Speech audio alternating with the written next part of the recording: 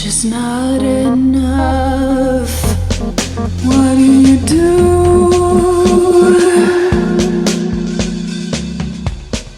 What are we here for?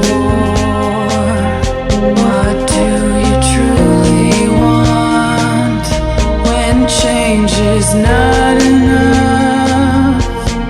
What do you do?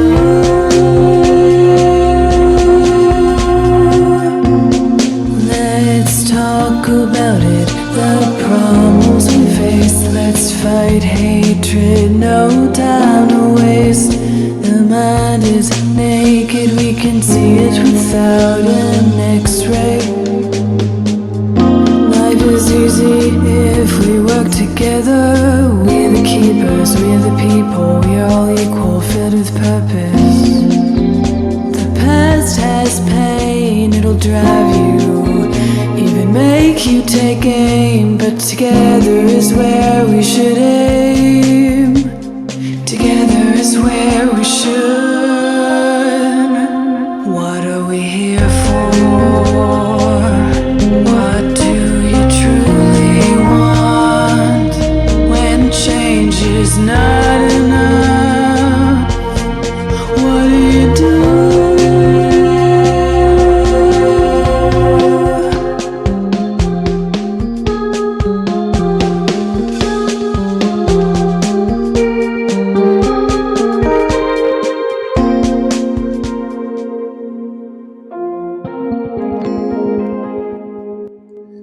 You listen to the Beef Evergreen podcast. My name is Fortyfive. I like to say I'm on the mic at least once a week doing this right here. Motorcycle talking.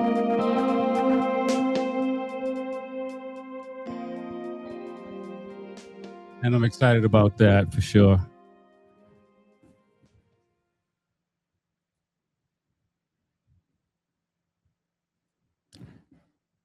Let me fix my screen a little bit. So before I bring the guys in, I got to say, I kind of feel pretty cool. I mean, the show's been doing really well so far. People have been commenting. Some of the guys might need a bodyguard or two. But tonight's kind of exciting because, you know, we got some guys, as you guys already know, the real Louis Ortega. You already know Reese from Attack Yamaha. Tonight we got High Rev Trev, also MotoAmerica. So I'm kind of excited. We're going to have some fun tonight and talk about it. It's been a long week, so I think I feel like I got to play some music too tonight. So we might get into that and see. But sit down, you know, crack open what you need to crack open because we're gonna have some fun tonight. It's the Beef Forever Cool podcast. With no further ado, let's bring the guys in like we normally do. Hi, Rev Trev, man. Welcome to the Monday night podcast, man. Appreciate you coming on tonight. What's good, man? How you doing tonight? I'm doing well. Thanks for having me. I guess it is Monday, man. It's my girls' spring break, so it just almost feels like COVID all over again. Just locked down, not much to do, you know. So Right. It's good, man. But glad to be back on. Thanks for having me. Nice, man. Now I know you race in MotoAmerica. Do you how much do you follow World Superbike and MotoGP and even BSB and some of the other classes? Yeah, definitely MotoGP, World Superbike when the app isn't messing up. Not so much BSB, kind of what we see on social media and stuff like that. But yeah, definitely, you know, I got my fantasy MotoGP going, so got to make sure I'm following that squad for sure. Right. That's what's up. All right, man. We're gonna get everyone in, and then we're gonna chop it up and see what's happening. It's still a crazy break because of things that are out of our control, and you know, Qatar round isn't happening. Reese, man, welcome to the show, man. How you doing tonight, man? What's going on, man? Everything's good. Just on my way home, get ready for Atlanta. Okay, then that's what's up, man. When you say on your way home, because like when I say on my way home, I'm at least an hour away. Yeah, you're an hour away. I'm a couple days away. I won't be home until Sunday and then fly out Tuesday for Atlanta. First round. Man, that's what's up. You stay with the suitcase. Live out of the suitcase, man. Try to go home and spend some quality time with the family before hit the road again. All right, that's what's up, man. Are you excited with the break from MotoGP, or is you just gotta find something else to keep you occupied while you're on doing the miles? I'm good. I don't need we could take a break because I'm gonna have a long season. So I could take a break. I'm gonna need it mentally. No doubt, no doubt. I feel it. I feel you there. All right, man. We'll keep it moving. What's going on, Lewis? Man, how you doing? Hey, what's going on? How you doing tonight? Man, I'm trying to get my machine to work properly. It's just not cooperating. Other than that, I'll be good. What's good, man? Oh, according to some of our fans, it must be made in China because they only make complete trash in China. Dude, listen, man. It's funny because like we forget about the tough times of all the manufacturers. Well, it's funny because most of them are responding on a phone that was made in China. Yeah. Talking about they only make trash. Send. Well, we're gonna set them straight. I mean, that's what we're doing, and apparently we were striking a nerve or two. So, Me striking a nerve or two. Listen, man, I want you to be able to travel freely, man. I can travel anywhere I need to travel, man. I've had people come up to me and say they disagree with me, but they're honest and they're respectful in their disagreement. And some of them have valid points, and some of them don't. I listen to their points. I won't get into a heavy debate with them, but I'm more than happy to listen to them and give them my opinion as they're giving me their opinion, and it's all respectful. It's all good. Right. It's part. It's part of the game. Oh, no doubt, no doubt. I'm seeing it in the comments. So, it is what it is. I guess let's talk about that, guys. I mean, you guys are all in the public eye when you're at the racetrack and stuff like that, and people come up to you. So, kind of, is there like training for that at the pro level where they tell you how to deal with people that don't necessarily agree with you? We're sorry, High Ref Trev. Yeah. There used to be, not so much anymore. We all sign NDAs and kind of watch your P's and Q's online or in the public eye, and you just can't go around MFing everybody anymore. But there's no. If we were like a factory team or something like that, I'm sure we would have a media manager. I'm sure like Jet and Hunter and those guys on the Supercross side, they got a media manager that's like, hey, you got to stick to the script and thank your sponsors, and you can't be like Danger Boy type deal. But on my end of it, I'm kind of independent, even though I work for Honda, and and my views don't necessarily express, their opinion type deal. We're not necessarily we're in guardrails, but not as tight as it should be for sure. Gotcha. Okay, that's what's up. Mind your P's and Q's. What are your thoughts, Reese? How you deal with it? You gotta hang somebody over. I won't say anything. Nah, I mean, unfortunately, I got to mind my P's and Q's a little bit more on the factory side. I mean, there is, like how Rev said, I mean, those guys, we do, they have a list of sponsors they got to thank and everything. They got to, stick to the script. But us guys on the crew guys, we still got to stick to the code of conduct, you want to say, be professional. I mean, we can't go around dropping F-bombs. You want to as bad as heck, but, we got to be respectful to the fans because they do come out and watch. But, it's something we do got to be respectful at times. But there's a lot of times you want to hang somebody by, just literally just cussing the hell out. But can't do that all the time. Okay, no doubt. Lewis, man, I mean, you wouldn't get where you got to by hitting people in the nose. So.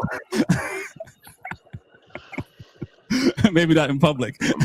You're on mute. It all depends what shirt I have on at the moment. Obviously, the views and opinions as expressed by myself are my own. That's right. Do not reflect the views and opinions of my company. But if I'm wearing a company shirt and I'm in company mode, then I have to be a company man and conduct myself a certain way. But if I'm not in a company shirt, you get a different opinion, probably. you get slightly modified feedback. Nice. We like the sound of that. Yeah, man. I'm trying to figure where to kick it off with, but let's do the MotoAmerica's in a couple of weeks, man, and we're excited for that. I guess I'm going to be there this time around. But for you guys, it's the routine and stuff like that. When it starts to get close, what does that feel like for you? What does preparation look like? What's the mindset? For me, I'm a fan, so I'm just excited because everything goes right. What's going on, Trevor? Yeah.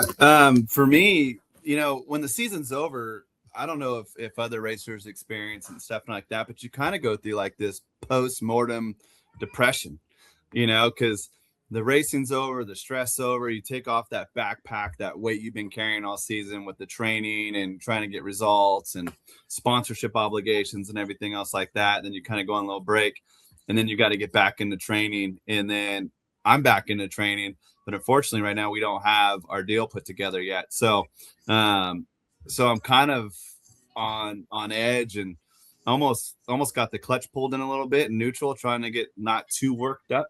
Because I think our first round won't be until MotoAmerica at this point. So yeah, just kind of excited because I will be at Road Atlanta. I'll be there just spectating and going out and talking to the sponsors and the fans and, doing the best I can to represent, my sponsors still with Hustle Hard and Forest R and of course Honda. But as of right now, we're on the, we're a spectator. So we'll be down there on the grid and stuff, but yeah, so I'm ready to rock and roll. We just got to get our deal finished up. I got an extra mic, so you don't have to be a spectator. yeah, absolutely, man. Put me to work, man. 100%. You know what I'm saying? Okay, then that's what's up, man. We'll talk about that some more. Let's get to Reese, man. What's good, man? It seems like you're always working, so you're always prepared. So, how does it work, man? I guess the intensity level starts kicking in, the stress level starts getting higher. Making sure everything is ready to go. I know I just left the shop, a couple of days ago. I know those boys over there, they got everything ready to go in the truck. Doing the last preparations. Last time I talked to the riders, I know they're ready to go. So, everybody's, kind of on edge and just that anxious moment, just like you're ready to start the show. Okay. I hear that, man. I get anxious every day. Lewis, what's good, Lewis, man? What is it like for you? I think your season's a little bit different, or maybe you follow a few different trends. What is it like, man? Yeah, my season's a little bit different. I have to kind of follow what's going on in the track, but it's not just track that I have to worry about. I have to worry about photo shoots for new products. I have to worry about when launch dates for new products are going to come out. I have to schedule these. I have to plan product seeding, content creation, content collection, going through all the materials and make sure that they're ready to distribute, ordering samples, looking at samples, ordering inventory for the US. My season never stops, so like racing is one part of it. It's work, but it's actually a little bit of a distraction from work to go to the racetrack for 2 or 3 days and just work with 7, 8, or 9 people, make sure that they're okay, make sure that everything they need is there and ready to go. That's actually a little bit easier, and just, relationship building. We have a lot of people that like to be in our products, but they have contracts with other people. And I'm not that guy. Like there's some guys in the paddock, but I'm not that guy that goes around the paddock like, hey, you want to come ride for me? If you ride for me, I'll do this for you. I'll do that for you. I don't go around stealing people's riders. I just don't. People ride for me because they want to be part of the team. They know how I treat them. They know how I take care of them. So it's a little bit different because when I go to the track and I talk to the guys that are in our gear, they're not necessarily in our gear because there's a contract, or they're not necessarily in our gear because I'm forcing them to be in our gear and they have to adhere to certain things. Most of them are in my gear because they want to actually be in the gear. They want to stand out. They want to have something different than everybody else. And they know that we're going to take care of them really, really well. So it's almost, it's work, but it's not work because it's like hanging out with a bunch of friends at a more professional track day is the way I look at it. Okay, that's what's up, man. Doing a lot. I like it. I heard the model part, and I figure I should let you know, man. If you ever need someone in front of the camera, man, I got you. Kind of in that same breath right there, that photo that's right there behind me, that is for the 50th anniversary Goldwing, and I was the stunt rider and the model for the 50th anniversary Goldwing for the entire world. So the global launch and campaign, I was the rider for that thing. So that's so I should dream bigger, is what you're saying. yeah, and then that's one of the reasons why we're most likely going to miss Barber as well, is because we have another product launch in Texas during that same weekend that I'm obligated to be at. So, yeah, it's duty calls type deal. Oh yeah, man. Listen, man, we all know it. Let's talk about MotoGP's off for a little bit. World, I got to look at the calendar for World Superbike. I think they're off for a little bit too. Yeah. They're pretty wild. Not, I'll say, yeah. So they don't come back until May 5th for MotoGP, the French round.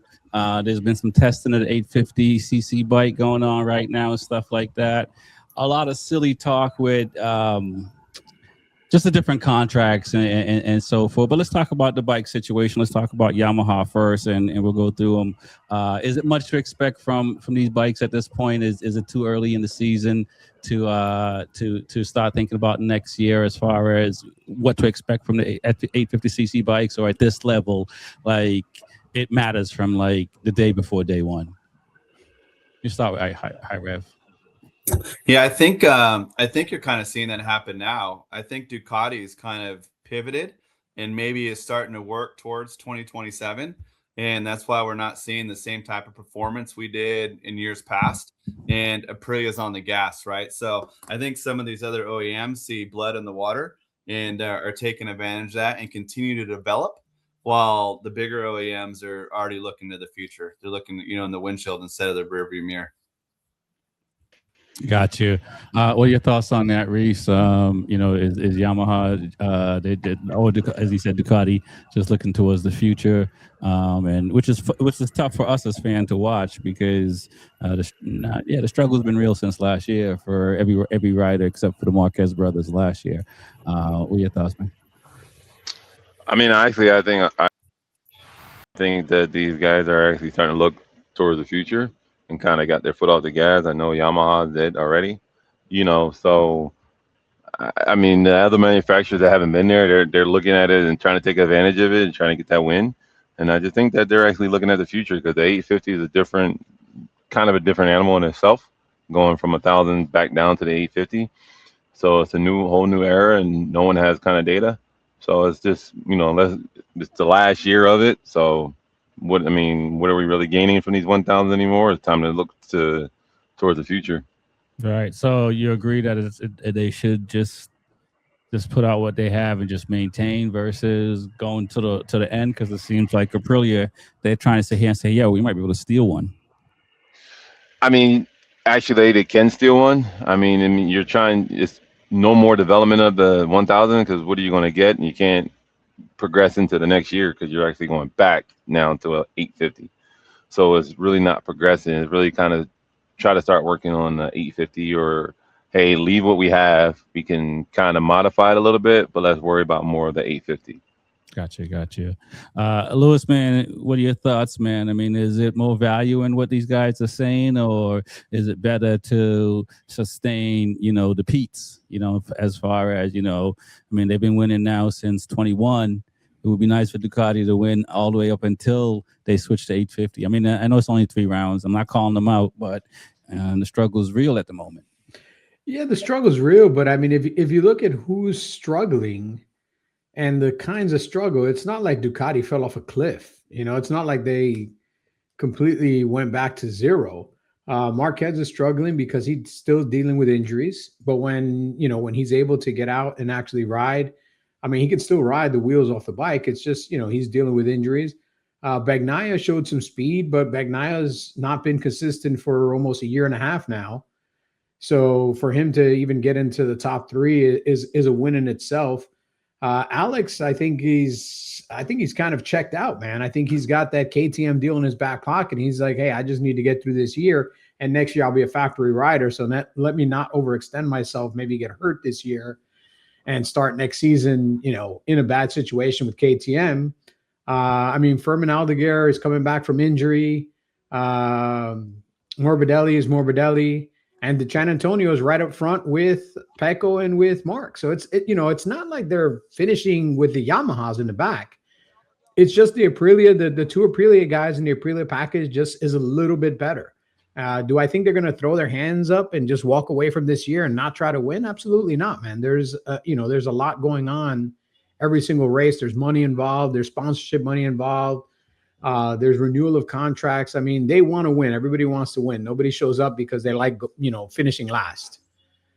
So I don't think Ducati is going to throw up their hands and walk away and just give this to Aprilia. I think as Mark gets healthier, Digi continues to be consistent up in the top 5, and Pecco can kind of get his stuff together, I think Ducati is going to be right up at front battling with Aprilia. I mean, Marco Bezzecchi is not going to continue this run that he's on indefinitely. I mean, nobody can continue, win every single lap, every single race for so many races in a row. I mean, if you think about when this streak started, it started when he took out Marc Marquez. Then all of a sudden he became an incredible rider. Why? Because the best rider in the world, he took him out. And now he was, he had nobody else on his level.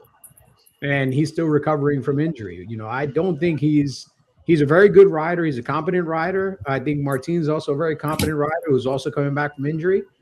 But I don't think they're going to run away with this. I think they're going to be very, very competitive against Ducati, probably the most competitive bike against Ducati since Ducati kind of came into this dominance that they're in right now. Okay. All right.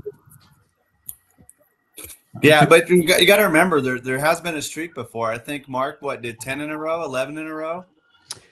So it's not impossible. And Mark did it. I would say Mark did it against better competition than Bezzecchi's doing it against right now. That's true. Yeah. I mean, think about who Mark did it against: Jorge Lorenzo, Valentino Rossi, Danny Pedrosa. Who's Pecco doing it against? There's no aliens anymore. Who's Bezzecchi doing it against? Pecco, who's got the consistency of wet diarrhea. Yeah. You've got Martin that will be great if you put him on a great bike because he can't set up a bike to save his life. So guess what? I made the bike great last year, so you get to jump on the bike and benefit from what I did last year. Let's not talk about that. But Way to go, Martin. He does have a skill set. I mean, come on. He can't set up a bike to save his life. You have to give him a bike that works. We could probably say the same thing about Marquez with that too, right? And Marquez, they build bikes around Marquez's style. And we become unrideable towards the bikes. And that's how good he is. He can actually ride a bike nobody else can ride. I mean, Martin can only ride a bike if every single bolt is torqued down to the exact specs he needs. I'm just saying. I mean, Martin is closer to a Lorenzo, right? I mean, Lorenzo. Hell no. He's closer to. How many wins did he have when he won the title? Come on. I mean, I know there's a lot more rounds for sure, but come on, man. That dude had a lot of wins when he won the title. He's not an alien, man. And he's not even a Pedrosa. Yeah, that man's a squid. He ain't no alien. I would say if anything, he's maybe closer to a Pedrosa. But getting hurt. Definitely getting hurt. The only difference between him and Pedrosa is he's been able to walk away with one championship. But it was a championship that was won because nobody wanted to win it. Okay. Every other weekend, him and Pecco took turns crashing out. I'm okay with Martin being a Pedrosa. That's respectable. I mean, come on, that's that's a Lorenzo. That's the average at Harvard. I mean, come on, we'll take it. Let's talk about KTM because since we started with Yamaha. Well, we started with Ducati, but for KTM right now, it seems like Acosta is leaving. So, do you think KTM is doing, what manufacturers have done in the past, holding the secret sauce back because the rider's not going to be there next year? Or do you think KTM is again maybe sitting here saying, well, we got Acosta is pretty close, even though he hates us, but he's riding like he loves us. Bastianini is now starting to figure himself. I mean, listen, say what you want about Vinales, but like I at least got one screw in my hand, and sometimes I think it's moving. So I mean, to get that fixed, and if he can come back he got like 3 weeks off. So realistically, if Rossi can come back with breaking his leg in 2 places back quicker. You might have 3 guys in KTM that can say, hey, wait a second, Aprilia, we might be able to steal this one too. What are your thoughts, High Ref Trev? Yeah, I think they've lost some of that top speed because they've been the fastest, right? And you saw at Coda that the Aprilia was just motoring by them. I think Luis hit the nail on the head when Alex gets over there. He's going over there for the money. Let's not kid ourselves. He has the Red Bull contract, and he doesn't have that Ducati money with the Grassini team and stuff like that. So when he goes over there, he's getting all that paycheck, and he's going to be able to do something with KTM for sure, I think. But they got to get the top speed back. But it's another one of those companies where I don't know if they're going to invest into the 1000 anymore. I think they're going to invest in the riders and get these guys that they need to be able to compete for the following season. They're going to get the Alex Marquez and some of those other cats. Pedrosa going, or not Pedrosa, Acosta going away. That's a big deal. They got to keep him, but who knows, man. Right. Reese, man, what happened to the days where somebody will build something and it's a one-off and it don't matter how much it costs and they're going to keep building it? I mean, from a tuning point, from a mechanical standpoint, I mean, KTM, man, come on, they should be doing something right. Do you agree with the situation, or you think you just move on from a business standpoint? In the days of a one-off is gone like the 70s, but I don't know, man. I mean, with them losing Acosta, that's a big hit. You know what I mean? That's a real big hit.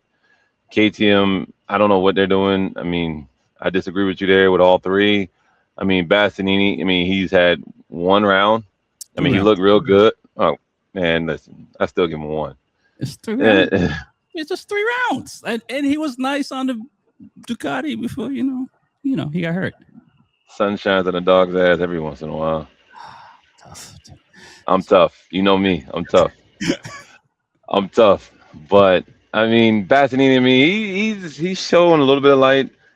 Vinales, I'm saying by summer break, right? If these guys are top 8 by summer break, stick a fork in Vinales, man. It's over. It's over. It's time to move on. It's time to maybe World Superbike, just like Morbidelli, something else. Just GP is not working for you. I don't know what's going on with him. He's very, very, very, very inconsistent. I mean, I've been that way since Yamaha days with him. He's just very, very inconsistent. Some days he's hot, some days he's not. The man with Aprilia, the man was on fire. They made a decision without consulting the man, and the man said, "I'm out." Now with KTM, the man just got hurt. He was the fastest KTM last year until he got hurt. Come on, man! Like you can't just say the man was dusty. I'm like Janet Jackson, man. What have you done for me lately? Come on, man. Listen, man. We see what I was going to say. Bro. I'm sorry, man. I'm sorry. It's just that is the lately though. Like he was nice for KTM last year until he got hurt, and I mean, the man's trying to come back, and he bought shares in the company. Okay, but I mean, we could say that about Rins. Rins was good until he got hurt, and now he never recovered from that injury. He still limps around from that injury. Yeah, but he just got his out this past weekend. You know what I'm saying? That's why I said summer break. Nah, I mean, if he shows me some light after summer break, then I can see it. But I mean, I don't see it with Vinales, and I think Acosta is just pretty much mentally checked out. I think Acosta's like, I'm done. Like I'm already enough. He can't be done in third in the championship and leading the championship after. He's not done. He's fighting till he's not. I'm not saying he's not done. He's going to fight to the end.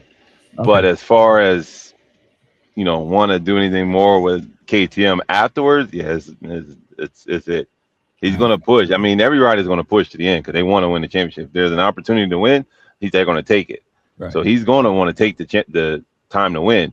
But as far as anything else afterwards, you could tell he's not. And he's like, I ain't know I'm leaving. All right, Lewis, come on, man. When you look at the numbers, you got to see these 3 guys may be able to pull it off at KTM. I mean, Acosta definitely has the best chance to pull it off this year for KTM than anybody else, but he won't be there next year. Like that's a guarantee unless something dramatic happens and the Brinks truck quadruples in sizes when it comes up his driveway. I don't see him staying at KTM. On Vinales' side, I will say Vinales has been hurt. Vinales pulled out of the last round because he started having pains again. He went back. I think he just got a different operation or some sort of scope on his shoulder. And so now he's got to go through the rehab and everything again to get his shoulder back in shape. And Vinales is a lot like a lot of these other guys. Vinales isn't 19 or 21 anymore. People don't realize Vinales has been doing this for a hot minute. 2015, right? And as soon as you start getting to that 3 in the front of your birthday, like how many years you've been around? 30. It hurts and takes a little bit longer to heal. And undefeated, father time's undefeated. With that said, I still think if he recovers, if he gets back, if he gets his strength back, he's still a dynamic rider. And if Acosta leaves, he still has an opportunity at KTM to be their number 1 rider.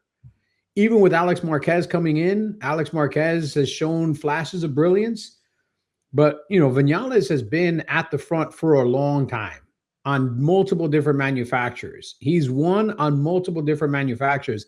I believe if he wins with KTM, he'll be the first rider to ever win on 3 different manufacturers.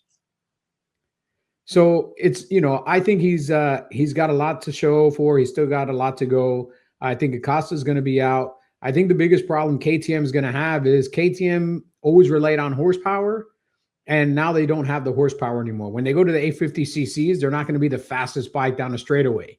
So they got to figure out how to fix all the issues they have with the bike, whether it's stability and braking, stability and turning. And they know how to make a race bike. I mean, they win in Moto2, they win in Moto3. For some reason, as soon as they put that big motor into their bike, they just can't put all the pieces together. So either they need to hire some outside engineer or replace some of the people that are working in the garage with some people from winning factories. I hate to say it, but maybe you got to poach a couple of people from Aprilia or poach a couple of people from Ducati and try to bring some of that magic over here. I mean, Ducati wasn't Ducati until they poached somebody from Aprilia.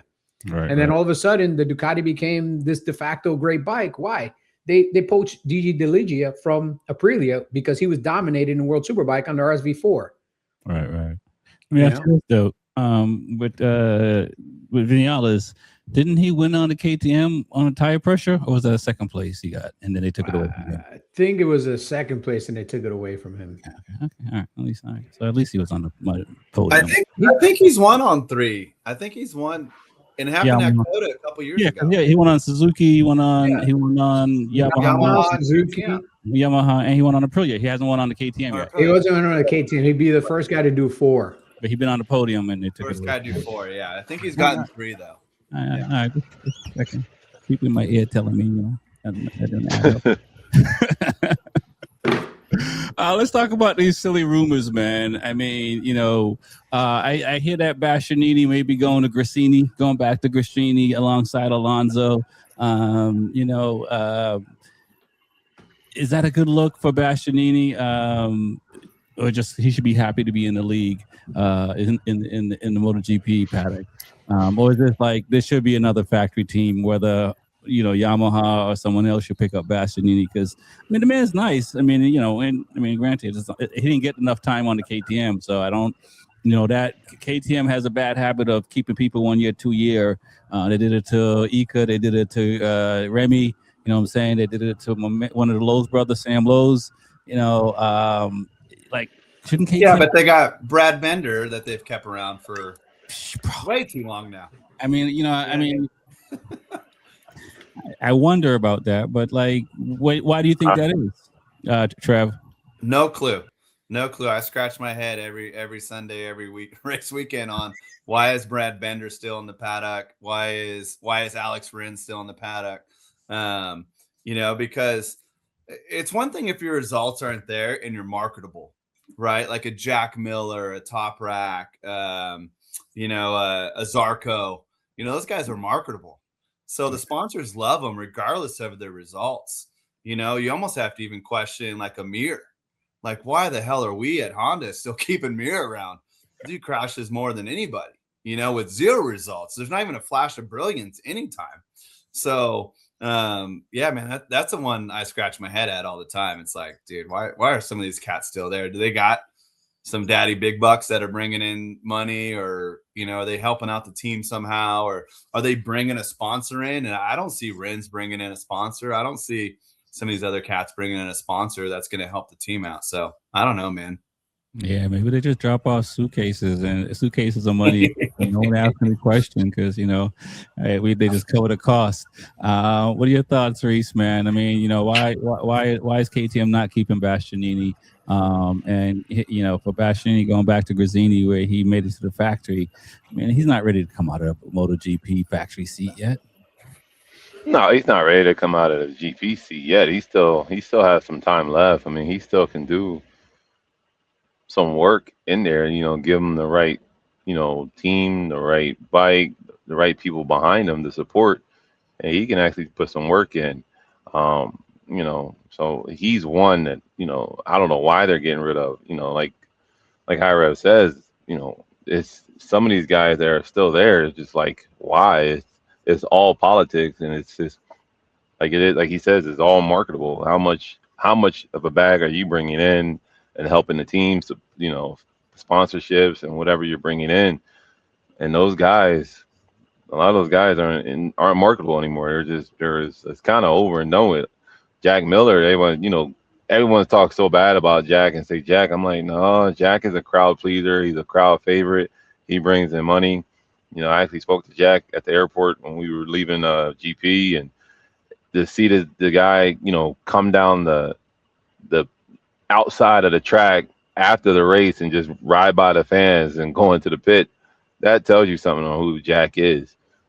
So I just don't understand why would you get rid of somebody let somebody as far as Bastianini go, and not keep him and try to have him on one of your top bikes. And me personally, like I said, if Vinales doesn't come back healthy, I mean, Vinales and Brad Binder will be gone, and bring Bastianini and Alex in there, and then see what they can do. And then you'll have two marketable guys, two guys that can ride and put some work in. So I agree with that, man. I like that lineup. Keep Bastianini. Lewis, I know you're crunching the numbers. I mean, sometimes it's nice just to keep an artist around that has a good voice, that may not sell a lot of records because a lot of people don't understand it. But man, when you listen to it, it sure sounds good. Yeah, but even good artists eventually start to show their age and lose some of their value. I mean, I love Phil Collins, but I wouldn't go see him in concert today. My man can barely walk, I mean, there comes a moment where you lose your value, no matter how valuable you think you are. Right. Well, now is that the people behind the desk making that choice, or is it actually the artist? Because the people behind the desk, here's the thing: fans would like to think they're the ones making the choice because they're a fan favorite. Fan favorite doesn't mean shit. If I'm spending $3.5 million to put you on a bike, and you're not giving me any results. Okay. At the end of the day, results are what matter. You could be a fan favorite all you want. Are you bringing money to my team? Because let's look at Honda a couple years back when they had a different lineup. They had what's the gentleman's name? The English gentleman. Cal Crutchlow. Cal Crutchlow always complained about the fact that he was on a satellite bike and they were always asking him to bring more sponsors. And if he brought more sponsors, they would put better equipment on his bike. So they had him, had him out there on shitty Showa suspension, because Honda is a owner of Showa, or a majority owner of Showa. And he said, I needed Olin suspension. And his team told him, well, then bring us money for Olin's parts. Some of these guys do have financial backing that help them stay in racing. Don't think that it's talent alone. The Lowe's brothers, one of the Lowe's brothers just happens to be married to the daughter of the owner of a team. They're talented guys, but their crash receipt for the past 10 years, you could build a new factory to build Ducatis with all the parts that they've crashed in. Maybe trying to get a divorce. Yeah, it's time for a divorce.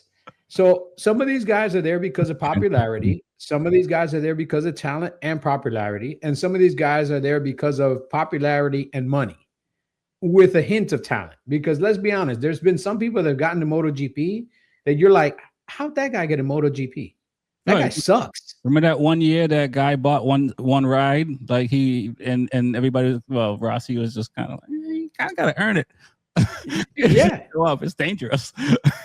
I mean, I can't remember the gentleman's name right now, but his father owned the track I think his father owned Brunel. And he was one of the original ART bikes. So these were like the modified street engines on or CRT bikes. He sucked, but his father owned a track and had a shit ton of money. So guess what? His son that barely did well in Moto 2 got a MotoGP ride and stayed in MotoGP for many years until his dad was like, I'm not floating that anymore. Carl Abraham. Carl Abraham. There you go. Oh, yeah. Carl Abraham. Yeah. His dad owns a track. Yeah. So you're going to tell somebody that owns a track that you go to, we're not going to let your son ride? Yeah. He didn't deserve that ride, but he stayed in MotoGP for how many years? Because again, his dad kept floating. And as soon as daddy cut the wallet off, where's Kyle Abraham now? Right now, Man, driving a UPS truck. Nah, man, he's Probably not. I mean, he's second rich, in so line. we don't need to drive a UPS. Nothing truck. wrong with driving a UPS truck, man. It's hyperbole. It's called hyperbole. Pagula, something like that. Her dad owns the Sabres and the Bills, and she plays tennis. She doesn't have to grind out there on the pro circuit, but she's out there grinding. You know. So. Yeah, who's that tie rider that Petronas sponsored? It wasn't Chantra, it was somebody else, but it was same scenario. Yeah, same scenario. They come if you come with enough money, you can and just the right amount of talent, you can find your way into the MotoGP paddock. Yeah. Mm-hmm. Yeah. Just like you can find your way into any paddock. For sure. You know, that's just what it is. There's 5 or 6 guys right now in MotoGP that don't need to be in MotoGP. Either they're too old, they're too slow, or they're just not bringing any results. But for some reason or other, they're still in MotoGP because either they have money that they're bringing with them. So some of the satellite teams, especially satellite teams that are always looking for extra money, they'll be more than willing to keep dragging along a dead body as long as the check clears. Mm-hmm. Yep. There's a couple of guys in our paddock that does the same thing. Yeah. They bring in money. Every paddock, there's those guys that don't have the top level talent, but they got the top level wallet, and they'll keep getting the rides that everybody else kind of doesn't get because, you know, money buys a little bit more than just goodwill. Right. So let me say this, guys, right? Because that's been going on from, you know, not necessarily pre-NASCAR, but that's been going on for a long time. You're paying for the ride. Right. So is this a situation where, and there's 2-part questions, really. Is this good for the sport in general? But it's been going on for so long as well. So this is kind of the only way that we know, because it you know, you had something that came off the streets essentially that now we're doing at a gazillion-dollar industry, you know, globally, globally. So, I mean, is this good for the sport? Should this something that should be changed? Can we change? I mean, we saw what Michael Jordan did with NASCAR, so we can't say can't. We also you saw can him say do baseball. So we can't. That's not a high rev show. Yeah, man, I don't know. You know, the racing business is exactly what it is. We're in the entertainment business. When you really kind of look into it, and we're there to sell product, you know, win on Sunday, sell on Monday type deal is kind of the idea. But it's just getting eyes on your product, and that's where kind of the sponsorship comes in from. And that's why we got guys in the paddock that necessarily don't belong there. Shit, you could even say I'm one of them, but I'm pretty good at marketing. We got good results, but are we going to beat JD? Hell no. You know, we're going to be fighting for maybe a top 15, a top 12 on a good day. You know, if it's raining, we'll be maybe a little bit further up. But no, man, it's money talks, man. And it doesn't matter what the industry is, what the sport is. Money brings everything. You could even look at boxing, you know, Jake Paul freaking crap shows, you know, look how much money that stuff brings in, and it's not even a real sport, you know, it's all fixed. So it's kind of the same way with our sport. We're no different. We're not immune to having sponsors and needing the money. Hell, MotoAmerica doesn't have any money, so they're going to take everybody they can to try to fill up that paddock for sure. Got you. Well, we're seeing that with the rule changes for this year, so it'll be interesting how that plays out. Reese, what are your thoughts, man? I mean, he's right. Money plays a big part in this thing, man. I mean, it's like almost what they say, money makes the world go round. I mean, do I think they'll ever change it? No. You know, I've been seeing it for a long time. I've been in that paddock, what now, 12 years, and you can see it in certain aspects, certain smaller teams or anything like that. Money does make the world go round, and it's never going to change. It's always going to be the same, but it's, they're trying to take on every sponsor. Jordan did it though. He changed NASCAR. A lot That's of Jordan. I know, but so we can't say never. We just got to find a Jordan of motorcycle racing. You know what I'm saying? But that's a different story. But I'm just saying, NASCAR was like that for a long time, and those dudes were whatever happened in that courtroom, like that. If there's any video, anything, that's a gazillion. That's worth a lot because these dudes walked in there saying ain't never, and came out and said they let Jordan talk on, just nodded their head with him. I don't know what he did in that room, bro. But we seen that, and now a lot of other teams are eating because of that, right? So, I mean, might be possible. Domino is all I'm trying to say. I mean, it might be possible, but I mean, it's going to take somebody of that caliber and that nature to put a change into it. And at this point in time, we don't have anybody like that. I mean, somebody that has that kind of backing, someone that kind of has that kind of funding, that kind of power, that kind of nature. I mean, we just don't have it. So it's going to be that way for a long time before we see a change. And he's also coming out more too, because we see him being interviewed a lot more than he's ever been interviewed ever. So I mean, he's also playing a part. So it's not like he didn't give up something. I'm pretty sure. Lewis, man, you two want to be in that room in that courtroom and hear what went down, or as long as the cash is coming in, you don't really care where it's coming from. No. I saw the recaps in the news of what went down in the courtroom. And what went down in the courtroom is he proved his point that NASCAR is fixed. NASCAR is designed to make sure that the people at the top make their money, and that the people that are actually going out there and putting on the show are mitigated to what they're mitigated to. Like, this is what the contract is, and he was able to show that there's a monopoly there. There's an inability for teams to be profitable, and the only ones that are being profitable is NASCAR. And he went in there and proved it, and that's what changed NASCAR. The thing is, how do you do that? I mean, you said we need a Michael Jordan. We had a Michael Jordan. Michael Jordan used to race, and you know what he realized? Racing motorcycles sucks. You don't make any money. The people that run it are not really doing a great job at that time. And, sometimes I'm a little critical of MotoAmerica, even though I know the people that are working there. I'm still a little critical of them because I still think that there's a lot of things being left on the table by MotoAmerica. And, I don't know who to blame. I don't know if it's complacency, that it's the same people that are running it year in and year out.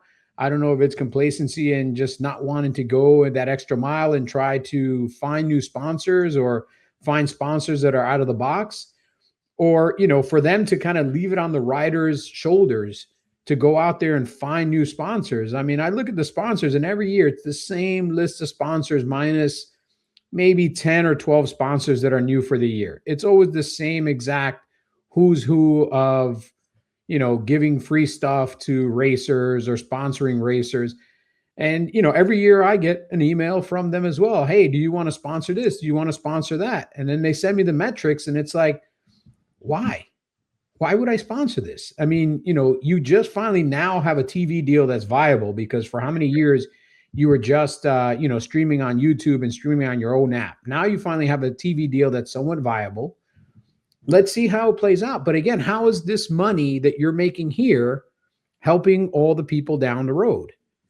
If only you're making money, if only you're bringing in money at the top, but it's not trickling down. It's like the UFC. Like right now, there's a big push in the UFC because the UFC just sold their rights to Paramount for like $7 billion.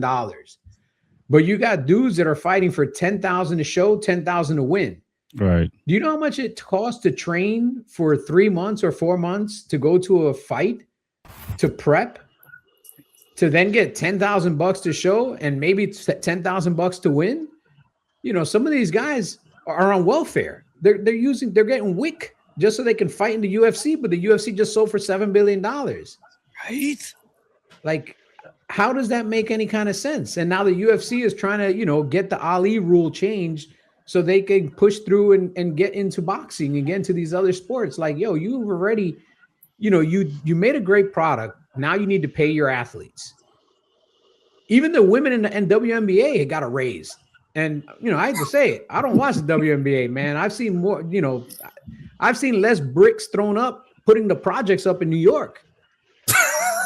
Come on, man. Real talk, yo. Come on, Real talk. Bro. I've been to Alphabet City, man. There's less bricks it took to put all of Alphabet City up in New York than 1 year of NBA players. Come on. Jesus Christ. I ain't see that I'm here many for the bricks, heat, man. man. I'm here for the heat. Anybody who disagrees with me, they can go in the comment section. Come on, man. I gotta disagree with you. I see him dunking. I I don't. see him shooting. As a racer, You see I him don't dunking? agree. What? Come on. Yeah. Did they lower the rim? Ain't nobody in the WNBA dunking.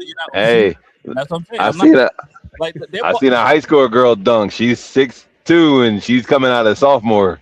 I'll send you the video. I'll say the last 10 years, the last 7-8 years of the WNBA, it's been kind of fun to watch.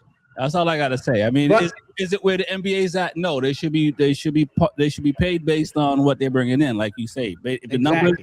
I mean, and I know they don't say that when like I'm not trying to turn that kind of show, but where they talk about pay me what you owe me kind of thing. It's just kind of like when you get them numbers, then they should pay you what you owe you. But you create them numbers, we can't pay you. That's EBT or whatever. Lewis is, and here's the thing: MotoAmerica viewership is limited by MotoAmerica. If MotoAmerica doesn't go out of their way to try to expand viewership, to try to find new avenues to promote themselves, then guess what? Everybody that rides in MotoAmerica is limited by the exposure of MotoAmerica. Is it my job as a rider to go out there and try to promote MotoAmerica when MotoAmerica isn't doing it themselves? No, I agree. If that's the case, I'm going to get the money. I'm going to put it in my pocket. Hey, you want to be my sponsor? This is how much it's going to cost. As a rider, I can tell you, Luis is dead on. He's dead on, man. I mean, we pay to be the clowns in the circus. Yeah.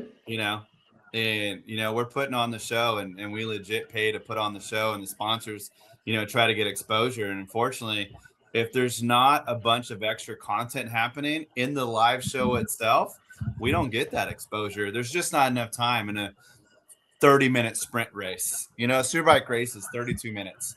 They don't have enough time to go through the pack like they do in a 3-hour NASCAR race and highlight somebody and talk about, here's 10th through 15th battling. Here's the next guy. They don't have time to go down and talk to a crew chief or somebody like that. There's just not enough time in the program. So unfortunately, on that aspect, that's where the 99% of the riders, legit 99, they pay to be, and even the Hayden Gillums of the world, they're paying to be there. And we don't have a billionaire, like we don't have a Michael Jordan. There's a couple millionaires in the paddock for sure, but there's not a billionaire bringing in anything. So, but even the millionaires in the paddock, they're worried about their little circle inside the paddock. They're not really doing anything to make that circle bigger. They're not. And if you look at some of those setups, it looks like a freaking flea market. You got all this money and it's set up like a damn flea market, man. Yeah. So, and again, this is maybe where MotoAmerica can get involved and say, hey, these are the top 12 teams.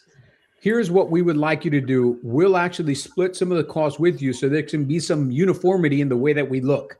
Right. Yep. It's great that we have 10 rigs, right? But not every rig looks the same. Not every setup outside the rig looks the same. Like there's some people that have great setups, beautiful rigs, everything like that. I'll give Attack Yamaha a little bit of credit because I know Reese bust his ass putting that kit up. They got a nice little, hospitality area. They've got their garage. Yep. You look at the Harley Davidson bagger team. They've got a beautiful setup. But then you look at some of these other teams. They have a rig, and then behind the rig, they got a 10x10 or a 10x12 pop-up canopy. Like, yo, what the hell is this, man? They're selling T-shirts out of a 10x10 next to their, and it's like, yo, this is where MotoAmerica can come together and say, hey, instead of all of you individually selling your T-shirts, we're gonna make a T-shirt booth like we do in MotoGP. All the T-shirts come to us. Yep. We sell all the T-shirts. We keep a small percentage just for the work of putting up the one consolidated vendor area. And then we spread the money back based on the SKUs. So if you give me these SKUs, anything that sells in these SKUs at the end of the week, there's guys that didn't get paid for 6 months last year after wins for winning. I got 1099. I didn't get my check till February. Yeah, look at that. Like, that's crazy, man. That's crazy that you're a professional sports league and dudes are knocking on your door 3 months after they won. Like, sir, can I please have my food? I'm hungry. I'm hungry. Like, what the fuck, bro? This ain't Oliver Twist. I don't need more porridge. I need my porridge now. I won last week. I want my check this week. Yeah, Because guess they almost what? need to I get won't with, show up like, next Feld week. Entertainment with Supercross or something like that. You know, same thing. Just like how you were saying, those riders don't sell trucks or T-shirts out of their truck. No. It's all in a merch truck. And if you want Tomac shirt, you want Hunter shirt, it's all right there. You know what merch MotoAmerica sells out of their truck? MotoAmerica merch. Yeah, and they give it away at the end of the year for $3 a piece. Yeah. Like, come on, man. Like, there's little things that could be done that would just bring a little bit more professionalism and help all the teams make a little bit more money. Even if it's a minimal amount, there's still just ways to make the show better, ways to make sure that every team gets a little bit more money, ways to bring everybody together so that there's more consolidation and that the wealth goes out. Because again, we want the paddock to be accessible to the fans. We want people to go up to a rider and be like, hey, can I take a picture with you? We want all these things, but we also need to look like we're professional. And right now it looks like a glorified club race in some areas. So in this, what I'm hearing, it sounds like it's more organizational than it is fans. Because you were talking about this earlier. You said it's not the fans, right? It's not the fans. We got the fans are there. They're there. Lewis is 100% right. There's little small things that MotoAmerica needs to adjust and fix just to make it a little bit more professional. Because if you actually go to a lot of the rounds, you damn near can't walk around. Like, you go to Road America, you go to like Ohio. I mean, damn it, Jersey last year. I'm from there, and they were parking at the other track to come to the one track to watch. Wow. So the fan base is there. It's there. It's just with MotoAmerica itself, the club, the organization, just give it a little bit more a professional look. That's it. And it will turn itself around and 100%. Right. Because if you actually look at like Supercross, or I say it all the time, you look at Supercross, MotoGP, what is it? It's nothing but a damn show. That's all it is. They just put on a show. And that's all you have to do. Right. So is it a matter of, like any business, is it time for people who are a little bit larger to step in and help out? Because, with any business, you always need some outside money at some point to get to the next level. Is MotoAmerica in the current state is where it's at, and now they need outside investors or whatever to take it to the next level, to bring it to start to bring it to the levels of motocross? No, I mean, yes and no. There's actual new people that's in there that left like certain organizations that are very good at media, and you need media and you need investors. That's the two top things. You need more media in there, that like a young, fresh look that actually will know what they're like. Hey, this is what we need to do. This is to cater to the fans. It's right, to cater to the fans. You need to cater to them. Just put on a show. The younger crowd, and the investors to actually invest a little bit more money to actually be able to purchase certain things. Like Lewis said, we just got a good TV package finally now. So it's like, all right, let's see where it goes. But now you need more investors to actually invest in certain little things that we actually need and at the track. If you look at, like, you go to GP, they had a lot of venues there, like a lot of, merch where you can buy certain things you can do. We don't have that kind of actual setup that we can do there at MotoAmerica. They need that. Fans want to come, and they just want to be part of something. Right. A lot of them guys that went to GP, all they want to do is just be part. Say, yeah, I wear a Ducati shirt, I'm part of Ducati. No, you're not. But they just want to be part of something. That's all. They just want to rep their brand, rep their rider, and be part of something. Right. And is it like an identity crisis? Because when I tell people about motorcycle racing, I always say MotoAmerica is the equivalent of the NBA of motorcycle racing in the U.S. It's the highest level you can do, right? Is it an identity crisis where they're not realizing the status they have? I mean, we have, like when people, I can't believe I'm quoting. I think that's the problem. Is you think they're the NBA? They're the WNBA. We don't have an NBA in the U.S. for motorcycle racing. We really don't. Like, this is supposed to be the pinnacle of U.S. road racing, and it's not the NBA. It's not the NHL. It's not the MLB. It's not the NFL. It's the CFL, the WNBA. I mean, there's college sports that are better put together than motorcycle racing. Yeah, he's not wrong. I mean, if you even look at sponsorship wise, like, where is our energy drink guy? Where is our Red Bull athlete? Where is our Monster athlete? We got a billion Mission Tortilla athletes. But you can only eat so many tortillas, by the way. Their chips suck too. the tortillas are great. I like Mission chips. The ones that are shaped like little motorcycles, I like those. The little motorcycles and Indy cars or Formula One cars, whatever. But where's that athlete? I mean, everywhere else has that, right? Literally everywhere. It doesn't matter if you're a triathlete, diver. I mean, you're a hot air balloon racer. You get a Red Bull sponsorship, and we don't have any rider that's even sponsored by Red Bull or Monster anymore. So even those big companies that are so well diverse are not investing into MotoAmerica, right? And there's a problem there. Right. So I disagree, Louis, because I had Eric Woods on an interview, and these guys are making 7 figures once upon a time. So definitely bigger. Once upon a time. Definitely bigger than all the leagues that you mentioned.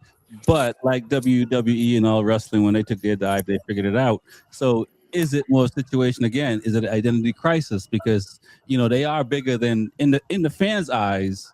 It is like the NBA. Regardless of, I know, like I said earlier, when you used to getting backstage passes and all that and hanging out on stage while artists are performing, it's different to be in the crowd as a fan, because you got these perks. So I mean, is that what it is? It's just identity crisis still? Because like I said, once upon a time they were great. And it's still great as far from a writer's perspective. Right, but we're more talking about business and marketing and how to have people sustain the sport long term. People could make 7 figures in the 90s and early 2000s because the motorcycle industry in the U.S. was blowing up. Suzuki was selling like 1 million motorcycles a year. You could throw a rock and hit 17 GSXRs before the rock hit the ground at most parking lots at bike nights. Now you go to a bike night, you throw a rock, you might hit 10 bikes. It's not the same. It's not the same that it used to be. It really isn't, man. You shake your head all you want, but even though it's growing again, it's starting to regrow, because I do see a lot more young people coming into the motorcycling now. But there was a good 15, 20 years that it was a barren wasteland. Correct. Of just guys in their mid-20s getting into their mid-40s without new riders coming in, and guys that were in their 40s getting into their 70s without new riders coming in. Now, in the past maybe like 7 years or 8 years since COVID, we've seen more young riders come in because COVID gave us like the artificial boost. Everybody got money. Hey, I've always wanted to buy a motorcycle. Now's my time to buy a motorcycle. I can go out. I can do it myself. I don't have to wear a mask. Nobody's going to stop me. And hopefully we can grow off that, but it's going to take time to grow off that. But for how many years did we just kind of meander around? We went from MotoAmerica AMA to DMG, who tried to turn it into NASCAR and didn't turn it into NASCAR. It destroyed the sport for years. Then we went to, finally we went to MotoAmerica, which was bought by people that are invested in motorcycle racing. But now we're pretty deep into this MotoAmerica experiment. And we're still kind of flat, man. We've grown a little bit. We've, introduced different series, the bagger series and this and that.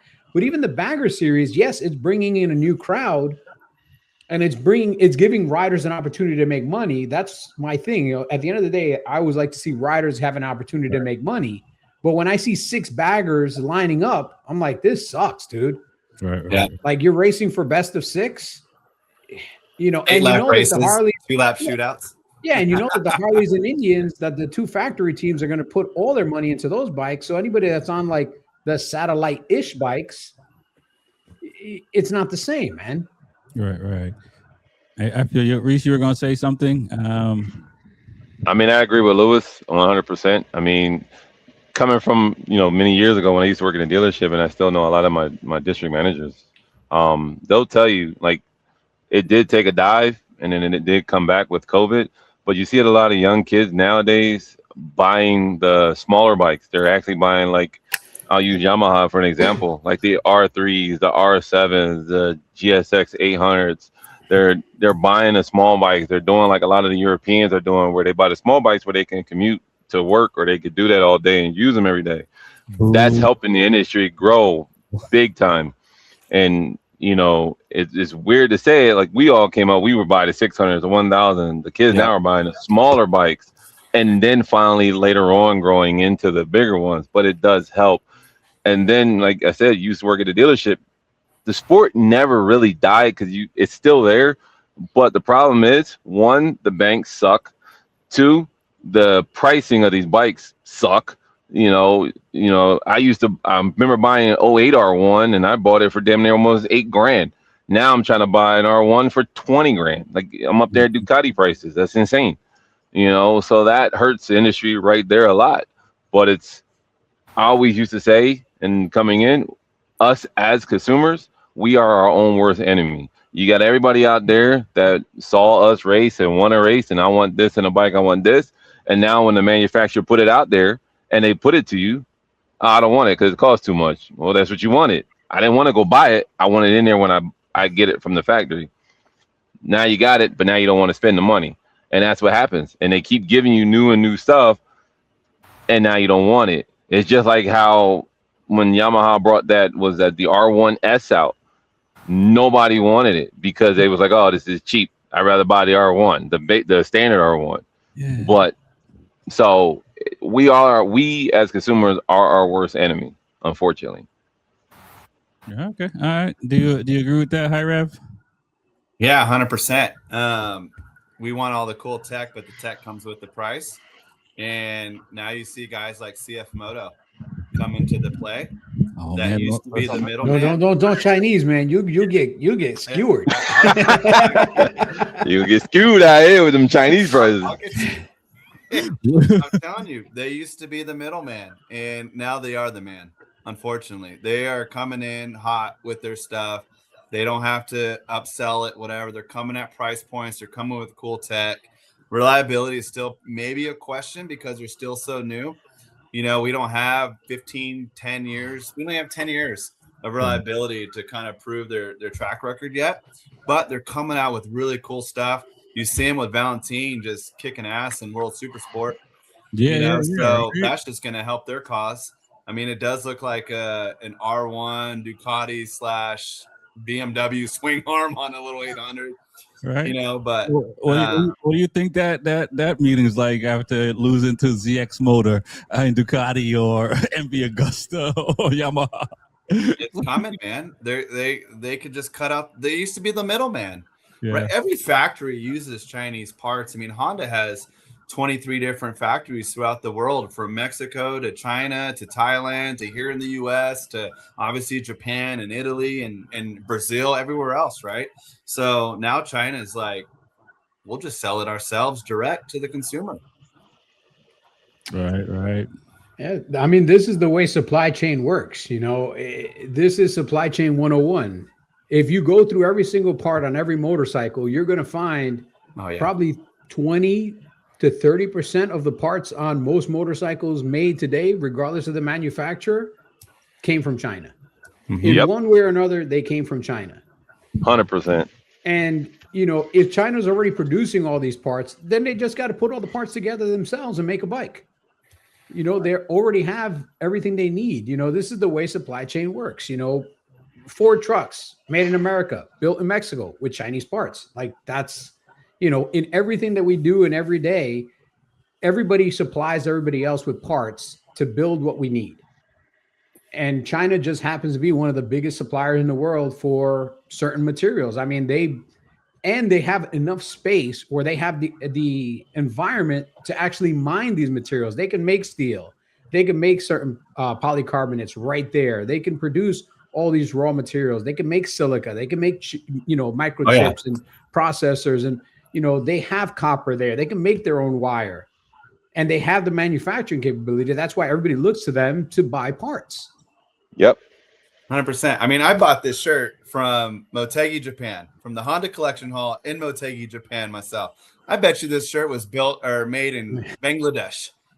You know what I mean? Probably. So India will be the next country that comes out. I'm like, Japan is now the model.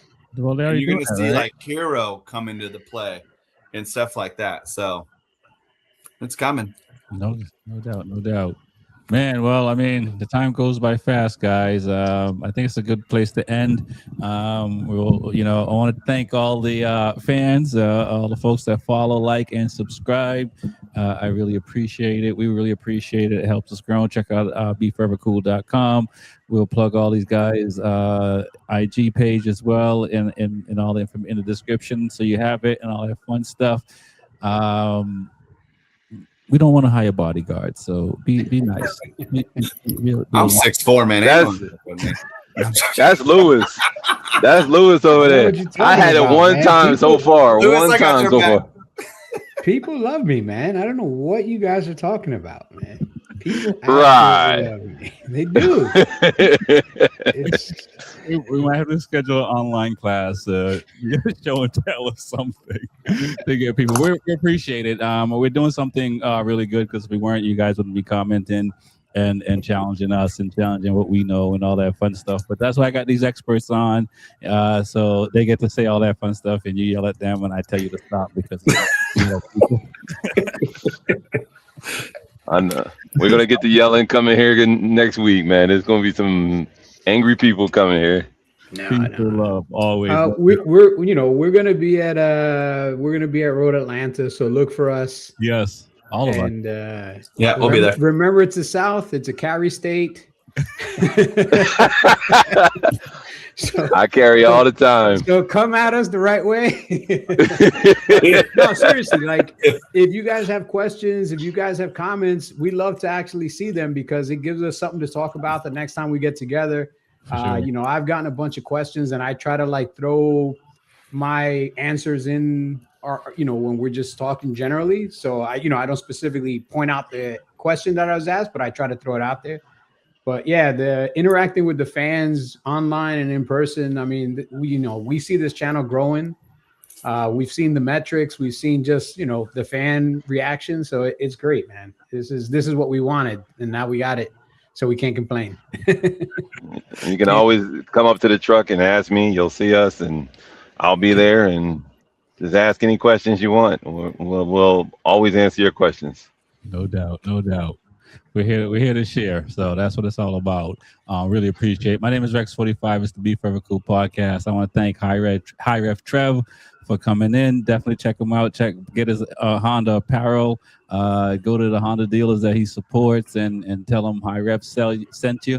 I want to thank Reese from Taki Yamaha for always coming on. The real Luis Ortega as well, the numbers guy. Peace. Peace. Peace.